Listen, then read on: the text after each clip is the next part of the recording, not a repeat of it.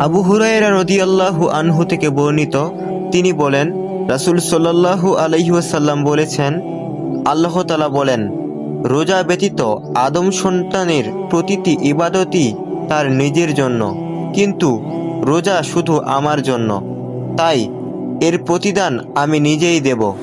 রোজা হলো ঢাল স্বরূপ। তোমাদের কেউ যেন রোজা পালনের দিন অশ্লীলতায় লিপ্ত না হয় এবং ঝগড়া বিবাদ না করে।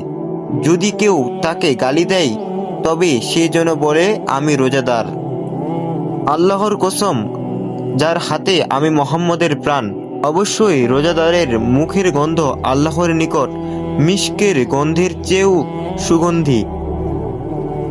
অর্থাৎ রোজাদারের মুখের গন্ধ আল্লাহর কাছে আতরের গন্ধর থেকেও প্রিয়। এরকম আরও ভিডিও পেতে চ্যানেলটি সাবস্ক্রাইব করুন।